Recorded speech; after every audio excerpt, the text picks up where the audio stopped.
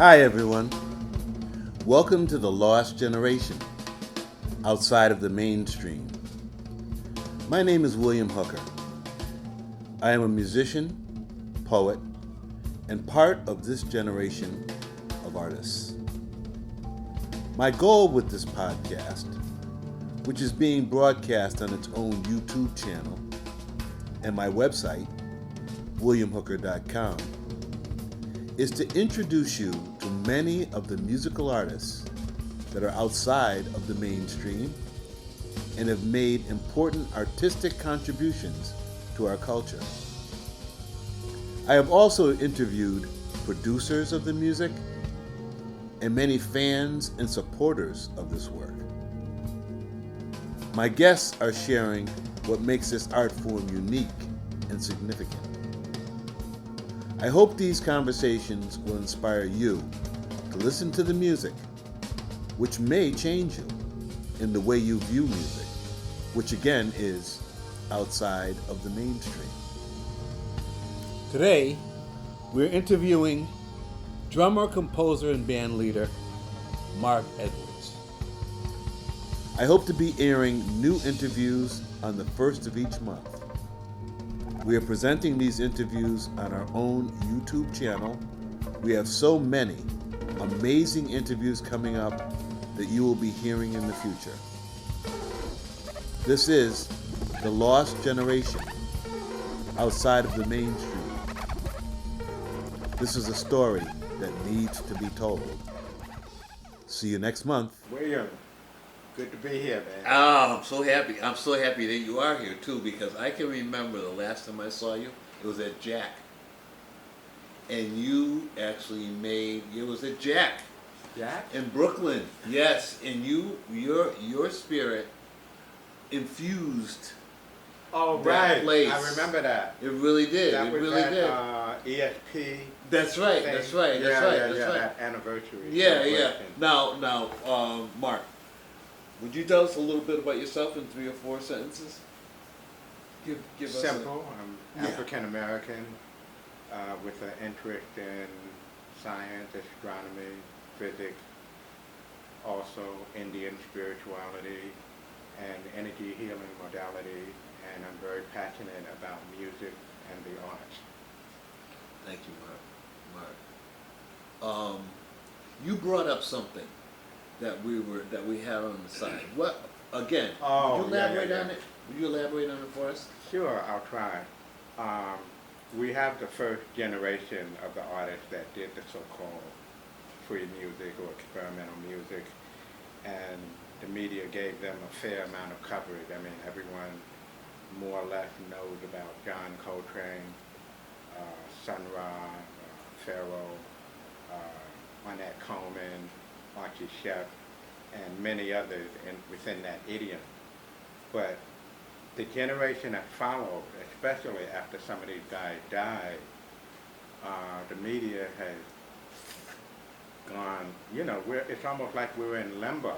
I mean, we're out here, but only a handful know and appreciate and value the music that we're doing. Now, we continue to somewhat draw inspiration from the previous generation, but I would say the current generation has become even more experimental because I've had the opportunity to work with Rita Walter with his Cellular Chaos, which is part of that underground network. And these kids are into all manner of music. You got electronic, you got the noise, Their approach is very, very different. Some of them just use noise to build upon that to make even more noise, whereas I tend to be more jazz-oriented in that I use the traditional approach of having some type of melody, and we build and improvise on top of that. But the kids, they don't do that. They just work strictly from the noise base, which is totally different. I find that I've started to incorporate some of that into my music because I have a man in my band who does live electronics. Who's that? That's Laurie Zimra. Uh-huh, uh-huh. Yeah, Laurie's been around and he does a lot of solo work, Okay. showing you what he can do. Uh-huh. And I generally try to have about 4 guitar players. One guitar player will play a guitar-bass combo. I used to have a bass player, but at the current moment, he's not with us, but I may bring him into the fold a little bit later on. Mm-hmm. My musical development is very unusual in that I did not really grow and interact with a bass player per se. Mm-hmm, mm-hmm. It was always me and the horn or me and Coopermore. I see. Because I came out of Apogee with David S. Ware and Gene Ashton, as he would call back in the day. Did you live in that building? No, I lived on 158th Street between Amsterdam and Broadway. Right. And at that location, that's where they filmed the movie Gloria further down. And even Kirk Douglas did a movie called The Brotherhood down close to the Riverside Drive in that viaduct building. He filmed the movie there. And some of the black films during the 70s filmed movies throughout my neighborhood. So the area is fairly well known. But you came in from Boston, Apogee? Well, I went to Berkeley. Oh, okay. And I wanted to study with Alan Dawson. Yes. Because I had heard that Tony Williams had studied with him. So I said, well, I had seen Tony Williams. Right. And I said, well, Tony's a bad cat. I got to study with his teacher. Maybe I'll learn how to play like that. But you can study with anyone, but you have to have the music inside of you. If you don't have it inside of you, no one's going to give it to you. You have to really want to play that way. There has to be a burning desire to want to do something, to do great things. Now, I've tried to mimic what John Coltrane did, in terms of practicing.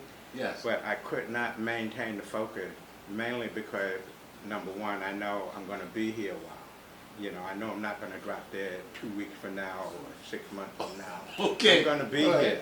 Beautiful. So I don't have to be pushing myself that hard, but I really, truly believe that Coltrane knew that for some reason his time was going to be short. So he just went for it. I hear you, Mark. Yeah. So he must have had a very special connection with the divine, because he certainly had support. He was able to do that. I mean, did you see the documentary? Absolutely, the very first night. I thought it was very well done. I really loved it. I mean, from the moment it started, they used some of the music from his later period. And a lot of times the media tend to dismiss that aspect of Coltrane's playing. But it was really very valid. I mean, people tell me, I've heard so many musicians say, oh, I like what Coltrane did early on, but I don't like what he did in the later years. And I'm saying, are you kidding me? All you got to do is listen to his records in chronological order, right? And when you start to run into a problem, just back it up a little bit. Listen to those earlier recordings, and then move forward slowly. And you'll be surprised to see that what Coltrane did, basically when you get into a certain way of playing, we are largely creatures of habit. You can't just completely break away from what you've been doing for 20, 30 years and do something completely new. Okay. You're going to still be established, hooked into certain patterns, rhythmic, true, melodic, or whatever. I can agree with that. Yeah. So if you listen to what Coltrane was doing, then when he changed his music, if you listen to it, he was still hearing chord changes in his playing. And if you listen to him play, you will hear that. But what about us? But what about us? What is it? Yeah, my question to you, Mark, is this. All right. What have we contributed in terms of our existence, in terms of this generation, that is over and above what the previous generation did, which merits recognition, respect, and, to put it mildly, exposure, thereby getting a livelihood. I would make one minor correction on that. Okay, then. It's very difficult to surpass what Coltrane did, because he was a phenomenon. Okay. But as for everybody else, I would say this generation has made significant contribution, in that the music is wide open now. It's not just horns and drums or whatever it was in the past with the horns screaming all the time. Yeah. I know in my own band, Slipstream Time Travel, I have mostly just the guitar players doing it, which is a very, very different approach. Okay. Because they match my loud drumming. Okay. You know, that Do makes sense. you mic every drum? No, it's just the bass drum, the tom, maybe the cymbal, but I always ask the sound guy to mic the bass because it makes it easier for me because I'm using the double bass drum pedal. Oh, you are? Uh-huh. Yeah, I'm using that. I'm trying to get into some of the bass drum technique that the metal drummers do.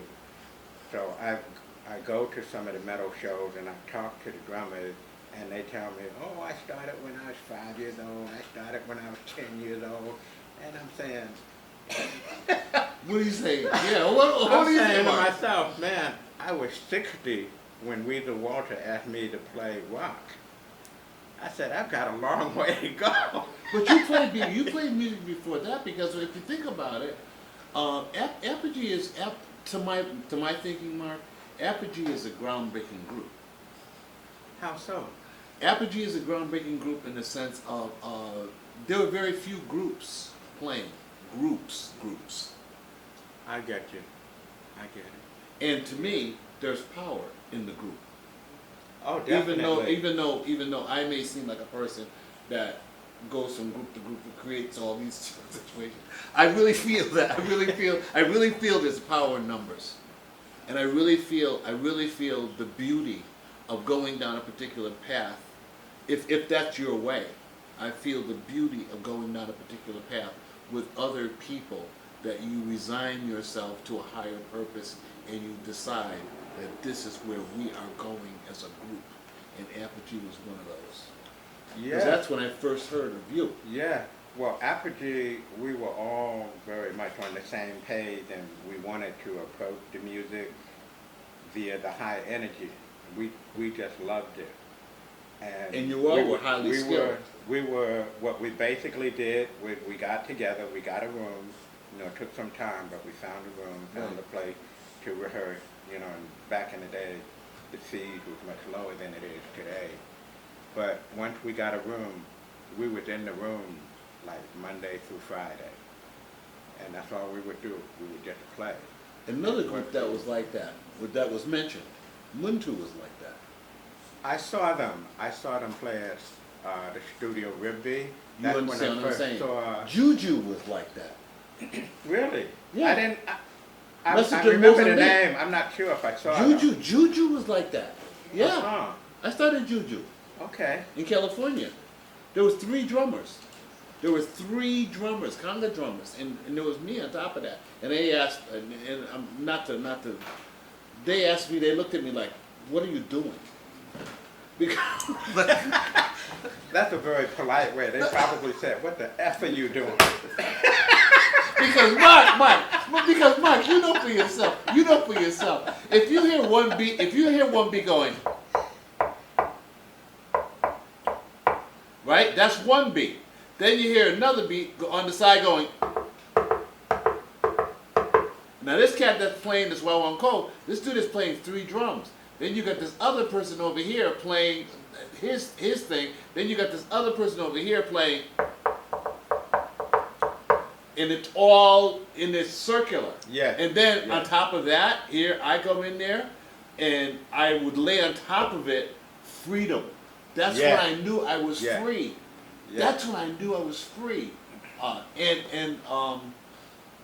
What's that to say? That's to say that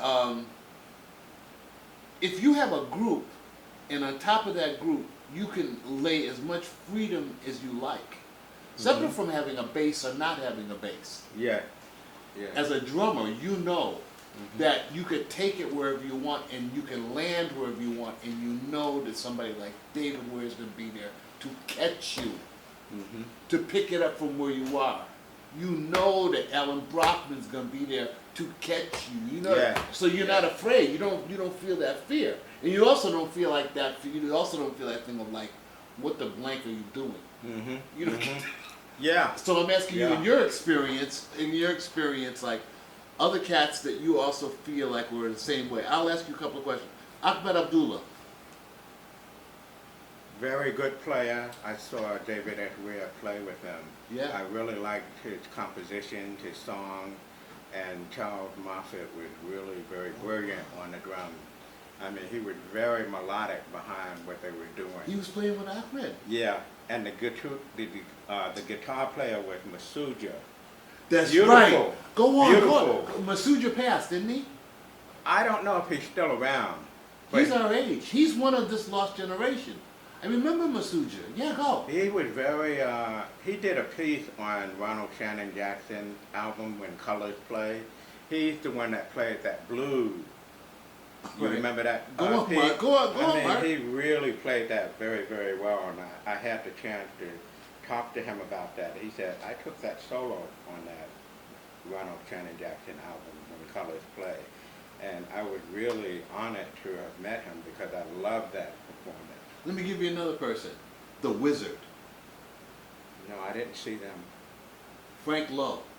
Frank Lowe I met, and it's funny, when Cecil Taylor was doing the rehearsal for that large ensemble that would later play at Carnegie Hall, Yes. Frank was coming to the rehearsal, but he kind of felt insecure about the fact that he didn't read music very well, so he stopped coming. But I've told people over and over the years that... Why did he feel? Why was that? Why? Well, it's a big thing. Because, well, I don't know. He's For my some neighbor. musicians, it's a big He's my thing. neighbor. He's my neighbor. You know, we hang out. We hung out for a while. Why Okay. would he feel that way? Realizing Because there was a Taylor lot should of have people, leave. I guess if you're in an environment where there's a lot of people that are doing something that you are not, I hear you. you might have reservations about yourself and you may even lose confidence in what you're doing. But the beauty of the situation was that Cecil had us play those lines over and over so many times. The only way you couldn't get it is if you were brain dead. Maybe. I mean, you had to be brain dead not to get it. The lines were repeated so much that even I knew the line, and I didn't have to play the line because I'm doing the drums, you know. But Right. I had to know where one section started, where it went, and where another section began, and so forth. And I had a very interesting experience. Well, with what do you Andrew. feel about Frank Lowe's music? The way he approached the music. You probably heard him, right? You probably Frank heard about was a good player. Ware and I went to see him at a Oh. concert when Impulse brought their artist somewhere at this place on Mass Avenue, and it was very well attended. He's our age, yeah. Frank played with Alice Coltrane, and Ware was checking him out, and I said, well, Ware, what do you think?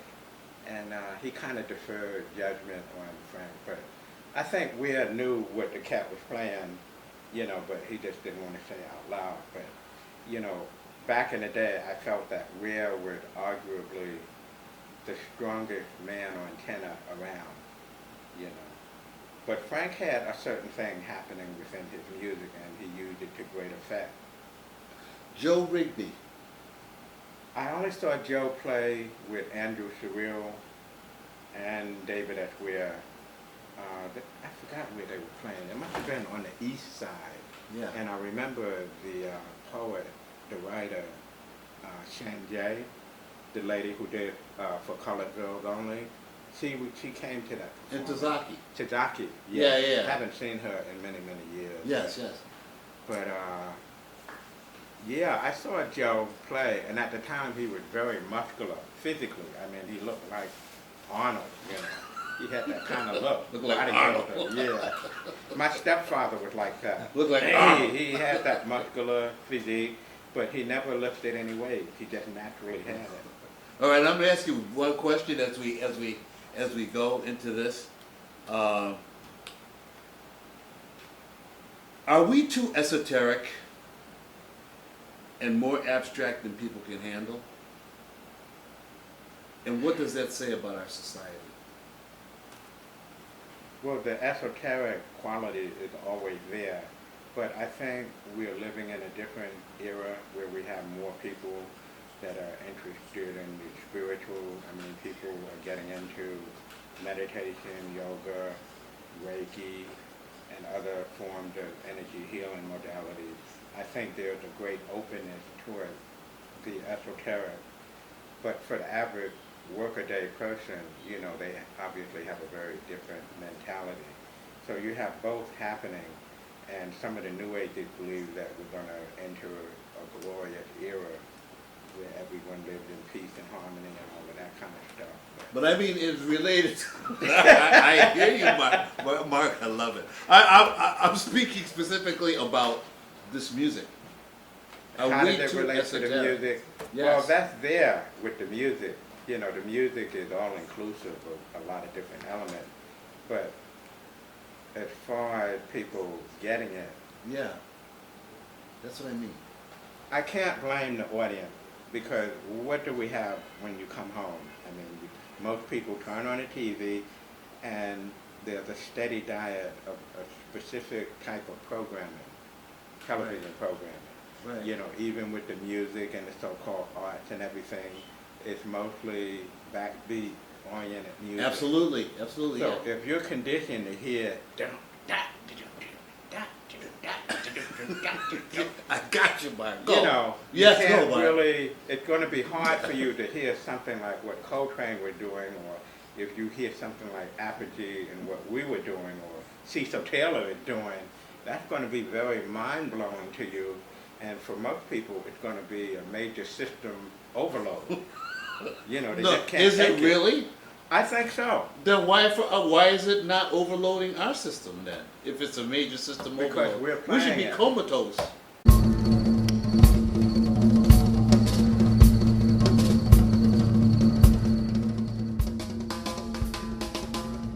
Thank you for tuning in.